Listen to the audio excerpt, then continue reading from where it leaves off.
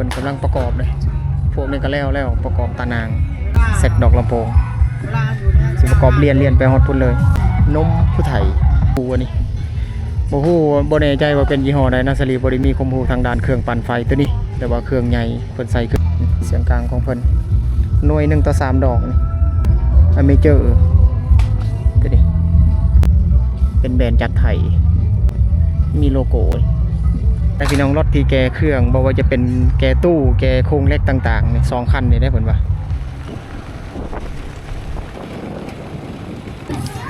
บัดนี้สิเอาขึ้นตู้เบสบัดนี้ตัวนี้เป็นชุด power ของเพิ่นนะมีปีพร้อมบัดนี้ลั่นแล้วปล่อยไฟเข้าแล้วบัดนี้เอาไฟบ้านพี่น้อง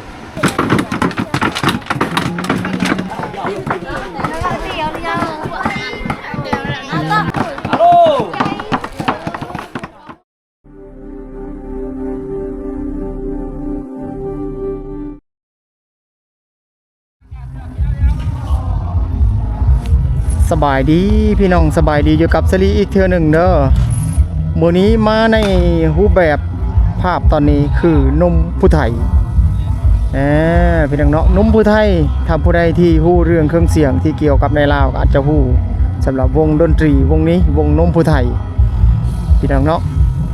ตอนนี้สลีอยู่นี่คือเขตเมืองนองแข่งสวรรณเขตเมืองนองมีงานบุญแข่งเรือหรือว่าสวงเรือนี่คือสถานที่ที่วงเครื่องเสียงมือนี้ลงน่าจะเป็น2-3 มือเพิ่นลงลิ่นนะนี่เขาแข่งเรือดิงานบุญสวงเรือหรือว่าแข่งเรือฝั่งฝุ่นมีการซ้อมเรือกันอยู่เมืองนองแข่งสวรรณเขตอีกเมืองนึงที่เป็นภาคตะวันออกของแข่งสวรรณเขตก็คือทางตะวันออกสำหรับเมืองนี้ติดกับเวียดนามแล้วก็ติดกับสารวัตรเมืองนี้พี่น้องเนาะติดกับตะโอยติดกับจำปาสักนั่นละเมืองนี้หลักๆเลยเมืองนี้ก็จะมีเมืองเซโปนเมืองพีนไกลๆกัน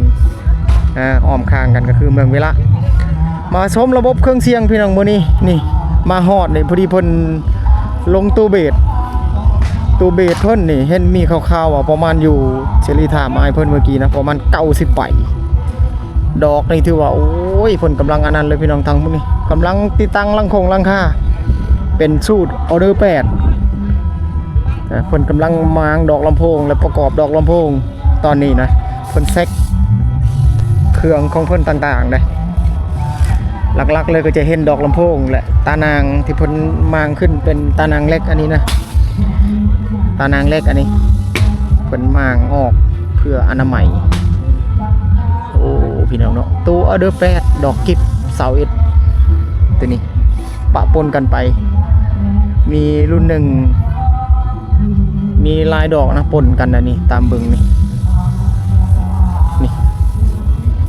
คือฟังนี่อ้ายเพิ่นแปลงนี่มาเบิ่งทางนี้ก่อนโอ้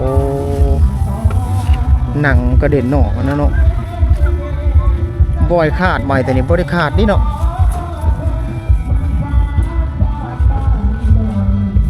ถือว่า2 ปีนี่ถือว่าโอเค3 ปีเนาะปีที่4กันมันอยู่ได้ถือว่าใครชุดลายพวกนี้มันทำงานแล้วมันอยากอันนั้นแล้วเด้ยืดเลยแหละ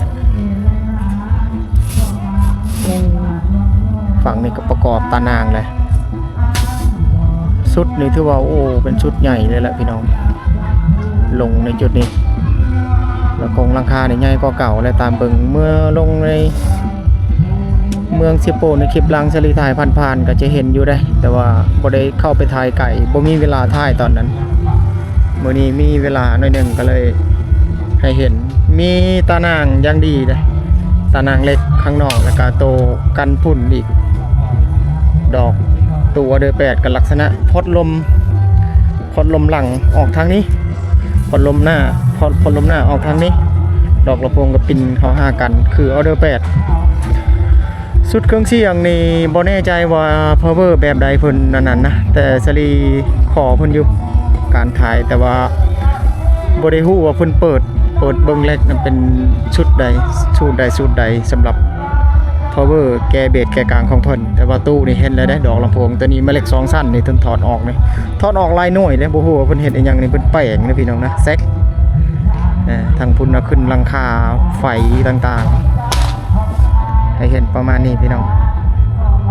สำหรับหน้าวิธี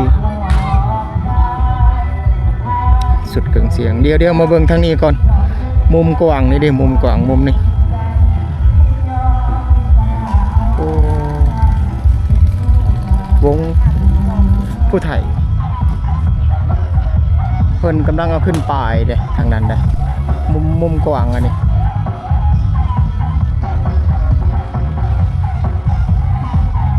เพิ่นเอาขึ้นปลายหน้าวิธีทางหน้าเนี่ยก็จะเห็นปลายนมผู้ไทย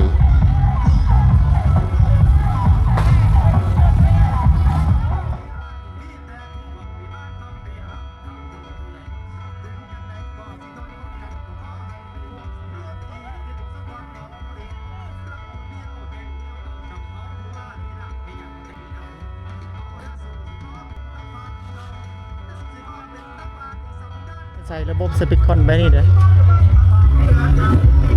ตู้เพิ่นนี่4หน่วย4 5 6หน่วย6หน่วยต่อก็คือ3หน่วยนี่อยู่นำกันนะ3หน่วยหน่วยละ2ดอกรถเข็นยกเด้อบ่แม่นคนยกนะแต่ละสุดนี่เป็นแถวๆแบบนี้เลยเพิ่นจอดขอบเหล็กเลยนี่ยกด้วยรถเข็น3หน่วยไปทีเดียวเครื่องปั่นไฟตัวนี้เป็นสายไฟเลยสายไฟที่ไปหาหม้อแปลงไฟไปหาหม้อยกหม้อแปลงไฟอะไรออกจากเครื่องปั่นไฟเครื่องใหญ่ๆนี่ดิฝั่งนี้เครื่องปั่นไฟของเพิ่นนี่เพิ่นเปิดเลยเปิดตู้อันนี้บ่ฮู้บ่แน่ใจว่าเป็นยี่ห้อใดนะสลีบ่ได้มีความรู้ทางด้านเครื่องปั่นไฟตัวนี้แต่ว่าเครื่องใหญ่เพิ่นใส่เครื่องเดียวนั่นแหละตามเบิ่งนี่อ๋อพี่น้องเอ้ยจะมีเสียงกลางที่เพิ่นยังบ่ได้เอาขึ้นเลยหลายอะไรเสียงกลางของเพิ่นหน่วย1 ต่อ 3ดอกนี่อเมเจอร์ตัวนี้หน่วย1 3ดอกพี่น้องอเมเจอร์ตัวนี้เป็นแบรนด์จากไทยมีโลโก้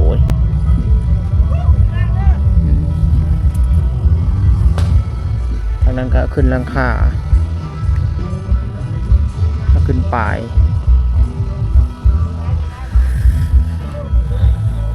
ตัวนี้ตัวเก้าตัวนี้น่าจะลิ้น2ทางหรือ3ทางสลิปบ่แน่ใจกันนะถามอ้ายคนนึงเมื่อกี้เพิ่นก็บอกอยู่แต่ถามเรื่องตู้เบสเนี่ยตั้งแล้วมีแต่แซกต่างๆเพิ่นมางอกลำโพง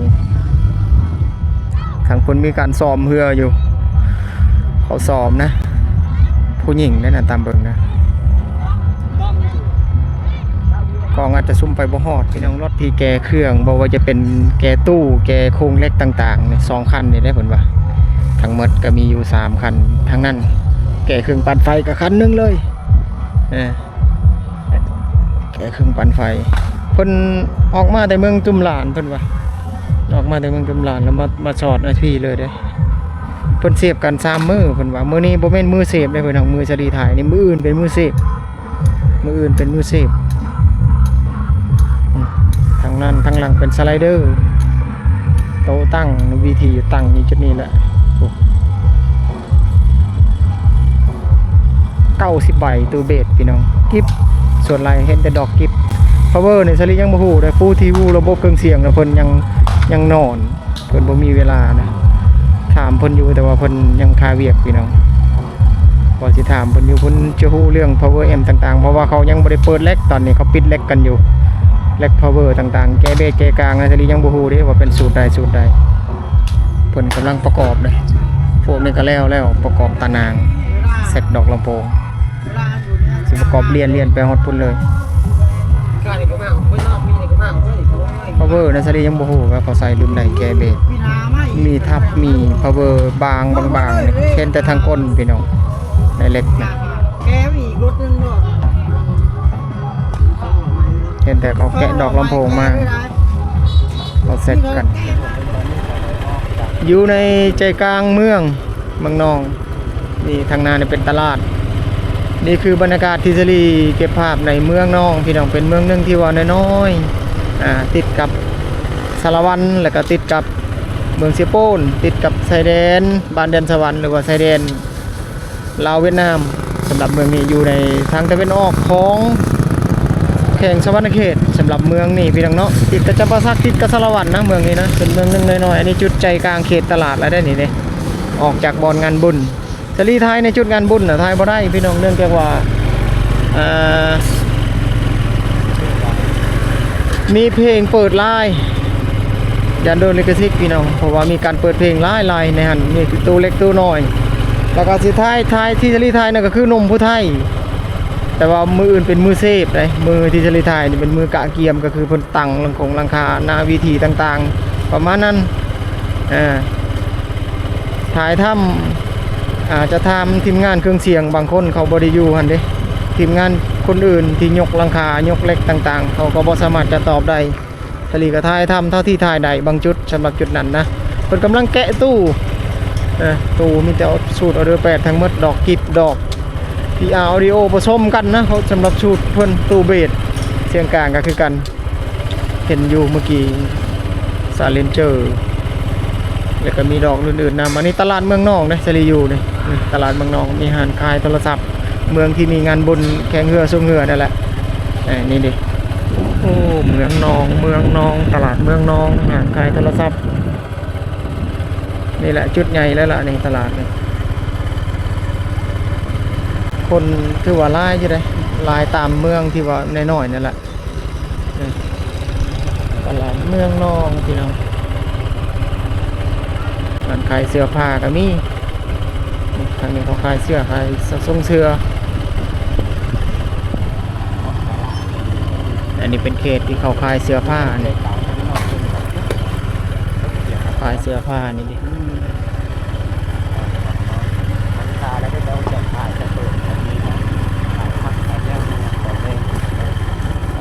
ยุ่งอันบุญก็อาจจะมีเสียงเพลงหลายรบกวน ขายเสื้อผ้าหลากหลายเลยเสื้อผ้าส่งเสื้อส่วนหลายเห็นแต่ส่งเสื้อปะปนกันไปพี่น้องนี่ก็ส่งเสื้อตลาดเมืองนองพี่น้องเก็บผักตะเนือง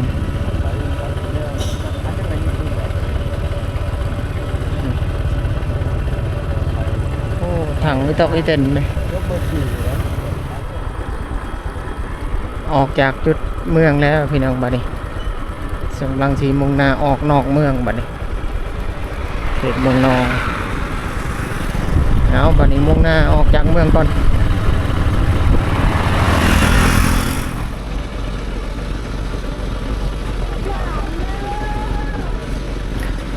โค้งเล็ก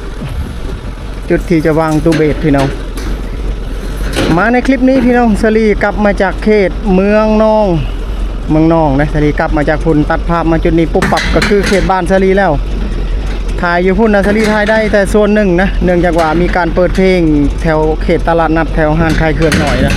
สลีบริถ่ายอันนี้ตัดภาพมาจุดนี้วงนี้กำลังออกงานก็คือออกงานเขตเซโปนได้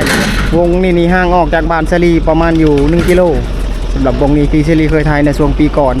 เพิ่นน่าจะเอาไปชุด4x4นะสำหรับวันนี้เบสเป็นชุดเทอร์โบได้ไปเบิ้งอยู่บ้านแล้วก็งานนี้เป็นงานน่าจะเป็นงานผูกแขนนะพี่น้องผมเป็นงานแต่งเนื้อสลีถ่ายเนี่ยแต่ว่าจะเก็บภาพเรื่องราวที่ไปที่มาระบบเครื่องเสียงของเพิ่นตู้ BV ดอก18น่าจะเป็นรุ่นคานิสำหรับเสียงเบสของเพิ่นดอก18เดี๋ยวเก็บภาพอยู่พุ่นพี่น้องบัดนี้รถของเพิ่นนี่ก็เคยถ่ายในช่วงที่มีงานช่วงปีก่อนนะอันนี้คือเฮือนของเพิ่นและบ้านคือบ้านหินสงม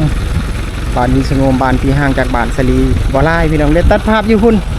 บ้านมันจีสิไปพุ่นได้เดี๋ยวนี้ถึงงานมัดตู่มัดอันนั้นแหละไปพี่น้องไปตัดภาพอยู่พุ่นบัดนี้ออกจากเมืองนองพี่น้องต่อในคลิปนี้ออกจากนมผู้ไทย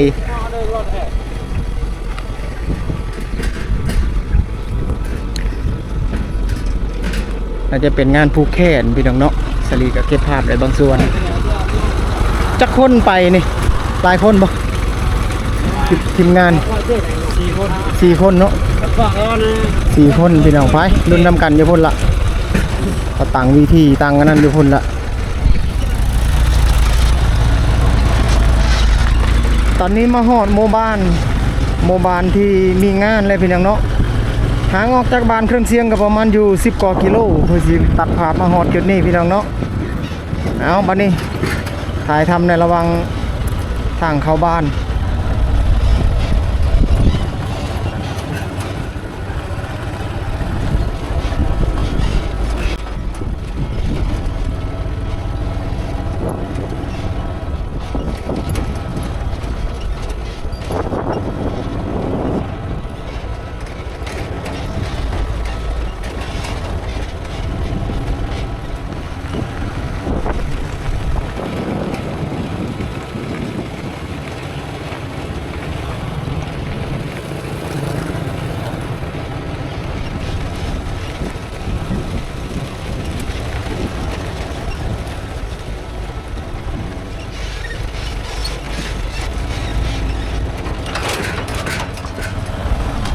เพื่อนที่มีงานนะยังบ่ฮู้ว่าอยู่จุดใดพี่น้องนะแต่ว่าหมู่บ้านนี่มาฮอดแล้ว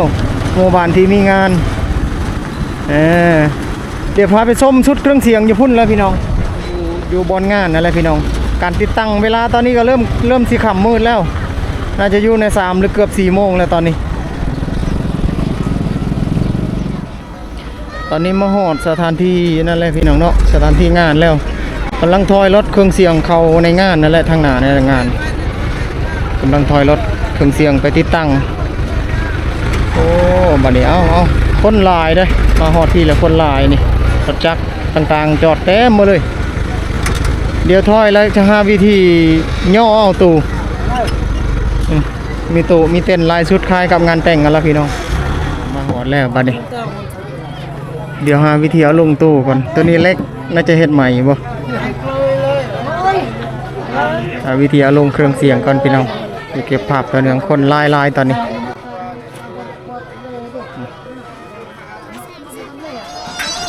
มาฮอดจุดนี้บอนสถานที่เพิ่นตั้งตู้ตั้งในจุดนี้ละตู้เบสบัดนี้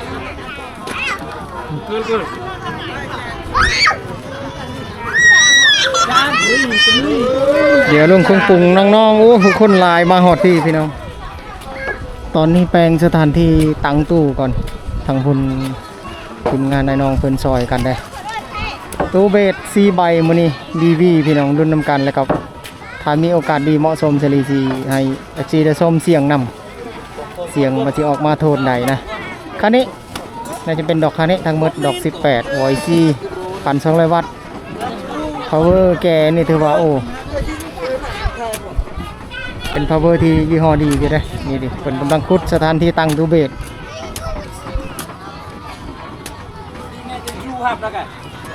บัดนี้สิเอาขึ้นตู้เบสบัดนี้4ใบวงของเพิ่นนี่มีอยู่8ใบพี่น้องสำหรับตู้เบสดอก18วงนี้ถือว่าเป็นวงใหม่เด้เพิ่นหากก่อตั้งในช่วงปีหลังนี่แหละปีกายนี่แหละถือว่าออกงานสุกโซนลายบอลอยู่ได้เขตบ้านนอกบ้านนาทีนี้ก็เคยเก็บภาพหลายเทื่ออยู่สำหรับวงนี้ขึ้นเสียงเบสเก็บภาพเท่าที่ถ่ายได้นะเขตเมืองนองกลับมากันเนื่องจากว่าบ่เหมาะกับการถ่ายแล้วก็กลับมาดีกว่าเนื่องจากว่าเขตนั้นเขาจะมีการเปิดเพลงตลอดเลยเขตตลาดนัดเครื่องเสียงเจ้าของยังบ่มาก็เลยถ่ายทำบ่ได้เดี๋ยวสิถามระบบเสียงของเพิ่นเจ้าของบ่อยู่ก็เลยกลับมาบ้านวงนี้ที่โทรมาแบบโอ้ยออกงานบ่ก็เลยมาถ่ายวงนี้อีกบัดนี้ตัวนี้เสียงกลางนี่เสียงกลาง2ใบเอาขึ้นเสียงกลางก่อน2ใบเป็นชุดแบบนี้เลยเด้ระบบของเพิ่นนี่ก็คือดอก15 PK ดอกลำโพงของเพิ่น1หน่วยต่อ1กลาง1แหลมสำหรับเสียงกลาง4ใบเสียงกลาง4หน่วยเบส4คูณ4พี่น้องมื้อนี้ลงระบบ4คูณ4นี่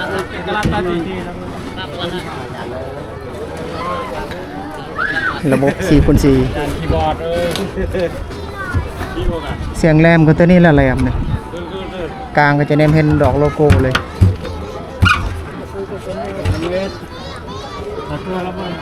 ถ้าเพิ่นลง8ใบนี่ก็จะเสียงกลางนี่ก็4คือเก่า 4หน่วยนั่นแหละรุ่นนำกันพี่น้องถือว่างานแรกๆของต้นปีแล้วบัดนี้เด้อมัดบัดนี้สายสลิงเบสกับเสียงกลางนี่มัดถือว่านำกันเลยเด้อบัดนี้เสียงกลางเนี่ยก็มัดเบสกับมัดอันนี้ทางล่างที่เทลีอยู่ตอนนี้ทางล่างอันนี้ ตัวบนช่องเลยต่อเวียเนียช่องเลยใช่เลย สปิคอนบัดนี้ระบบสปิคอนมันเสียบกันอันนี้เลยตัวนี้น่าจะไปที่ power ข้างหนึ่งมาเก็ตตัวนี้เนาะตัวนั้นก็คือกัน2 channel 2 channel ระบบคนใส่นี่ขับเบสนี่เท่นเดียวเลยเด้เข็บเบสขับเบสนี่เท่นเดียวเลยนี่ตัวนี้น่าจะเป็นสายเสียงกลางระบบสปิคอนทั้งหมดเพิ่นใส่เสียงกลางชุดนี้ก็แบบนี้ชุดนี้ก็เป็นซี่อยู่สปิคอนของเพิ่นการต่อการควงระบบสปิคอนนี่ตัวนี้เข้าไปหา power ครั้งหนึ่งขับเสียงกลาง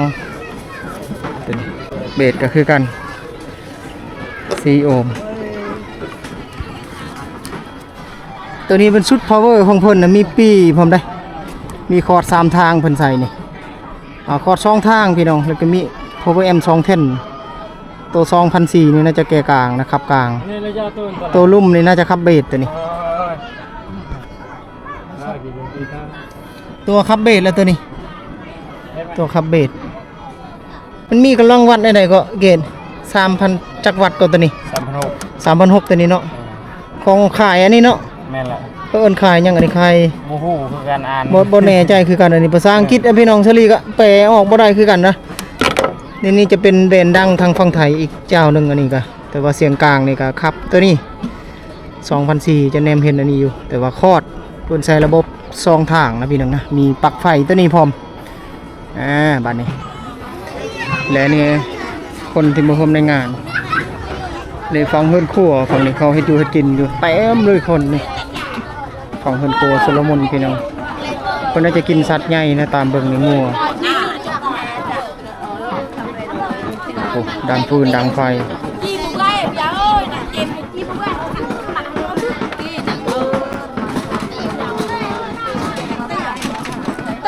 หลอกสาว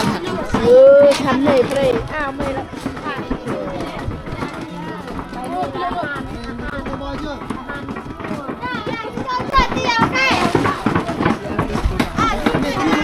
มีทั้งแกงมีทั้งหลายๆอย่างอาหารนะเพิ่นต้มหลักๆเลย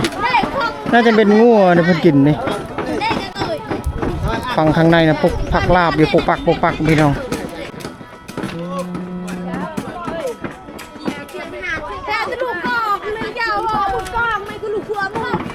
เสียงปุกปักเพิ่นเฮ็ดลาบนะพี่น้องผักลาบอาหารหลายๆอย่างในจุดนี้ข้างในนี่บ่ที่เพิ่นอ้อมผ้าบัดไว้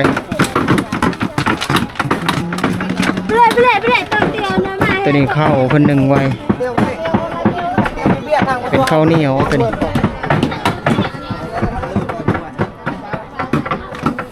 นี้เป็นน้ำเป็นถังมีฟืนเพิ่นหาไว้พี่น้องถือว่าเป็นงานที่มีคนมาร่วมหลายเด้อสำหรับจุดนี้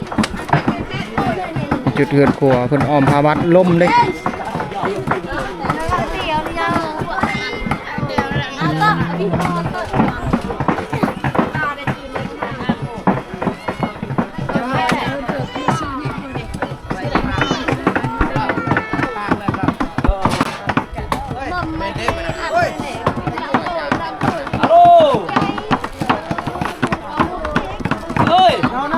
เห็นประมาณนั้นพี่น้องเนื่องจากว่ามีการเฮ็ด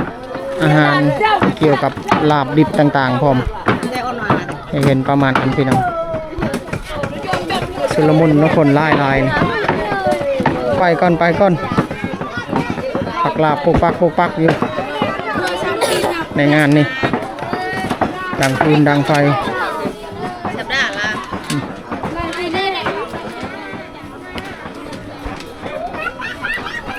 บรรยากาศข้างนอกบัดนี้ลั่นแล้วปล่อยไฟเข้าแล้วบัดนี้เอาไฟบ้านพี่น้องเปิดแล้ว power m บัดนี้เดี๋ยวเซ็กเสียงพี่น้องถ้าพังเสียงโทนกลางโทนเบสเพิ่นออกมาโทนใด เพลงเขาแล้วก็ เปิดแล้วบัดนี้ระบบสายแจ็คพี่น้องก็คือนี่ละนี่เปิดแล้วได้สิเช็คเสียงก่อนพี่น้องก่อนสิได้ปล่อยเสียงสัญญาณต่างๆ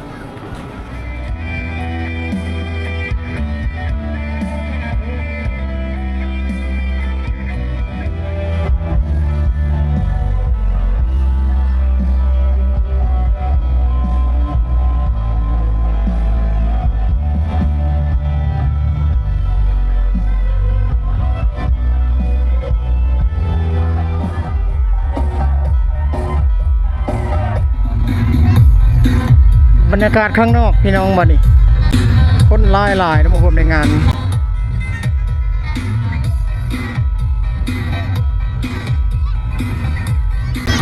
เพราะว่ามีการกินสัตว์ใหญ่ก็คืองัวคนเดินทางโดยรถอีตอกอีเต็นแบบนี้นะบางคนนี่หลายคันเลยนี่แม่นเมื่อใดนี่ทีมงานโอ้แม่นเมื่อดอกอีเต็นบางคนก็เดินทางโดยรถอีตอกอีเต็นแบบนี้นี่แต่หมดเลยหลายผู้หลายคนมาร่วมในจุดนี้ฝั่งฝุ่นก็รถอีตอกอีเต็นนะเอาเก็บภาพประมาณนี้พี่น้องสลีสิออกจากจุดนี้ก่อนยังสีเกียมเครื่องเสียงยังสีออกงานได้หลังจากที่ได้ลงคลิปนี้ได้สิลงเครื่องเสียงวงทองมิวสิกออกงานมืออื่นมื้อนี้เป็นมือเกี่ยมสลีก็สิมือเกี่ยมก่อนเอาประมาณนี้ก่อนบัดนี้พี่น้องเดี๋ยวออกไปก่อน